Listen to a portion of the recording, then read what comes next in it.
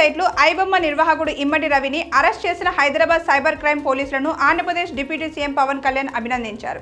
చిత్ర పరిశ్రమకు తీవ్ర నష్టం కలిగిస్తున్న పైరసీపై ఉక్కుపాదం మోపడం స్వాగతించదగ్గ పరిణామమని ట్వీట్ చేశారు. వైసీపీకి శ్రీ సత్యసాయి జిల్లా మడకశిర ఎమ్మెల్యే ఎంఎస్ రాజు తీవ్ర హెచ్చరికలు జారీ చేశారు.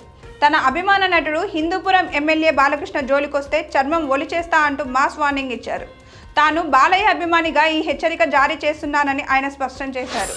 సౌదీ అరేబియాలో జరిగిన ఘోర బస్సు ప్రమాదంలో తెలంగాణకు చెందిన పలువురు ఉమ్రా యాత్రికులు మరణించడం పట్ల ఆంధ్రప్రదేశ్ రాజకీయ ప్రముఖులు తీవ్ర దిగ్భ్రాంతి వ్యక్తం చేశారు. CM Chandrababu, deputy CM Pawan Kalyan, మాజీ ముఖ్యమంత్రి వైఎస్ జగన్ సహా పలువురు నేతలు మృతుల కుటుంబాలకు ప్రగాఢ సంతాపం తెలిపారు. సౌదీ అరేబియాలో జరిగిన ఘోర రోడ్డు ప్రమాదంలో తెలంగాణకు చెందిన పలువురు యాత్రికులు మరణించారు. ఉమ్రా యాత్రలో భాగంగా మక్కా నుంచి మదీనాకు వెళ్తున్న బస్సు అగ్ని ప్రమాదానికి గురవడంతో 42 మంది సజీవ దహనమయ్యారు. ఈ ఘటనపై బీఆర్ఎస్ అధినేత మాజీ సీఎం కేసీఆర్ తీవ్ర దిగ్భ్రాంతి వ్యక్తం చేశారు.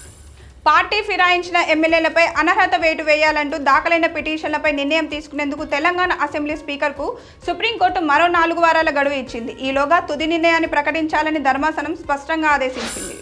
బంగ్లాదేశ్ అల్లర్ల కేసులో ఢాకాలోని ఇంటర్నేషనల్ క్రైమ్ ట్రైబ్యునల్ సంచలన తీర్పు వెలువరించింది.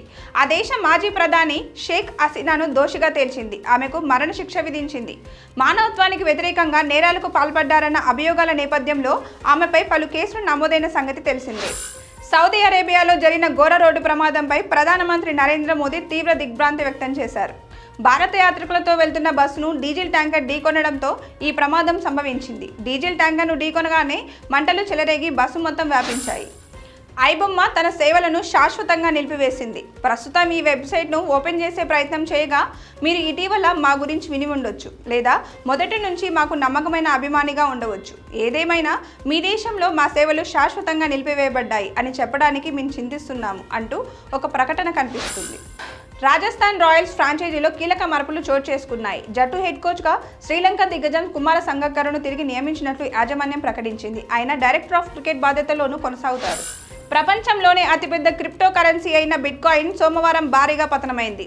ట్రేడింగ్లో ఒక దశలో $92,971 వద్దకు పడిపోయిన బిట్కాయిన్ ప్రస్తుతం 0.5% నష్టంతో $95,165 వద్ద కదలాడుతుంది.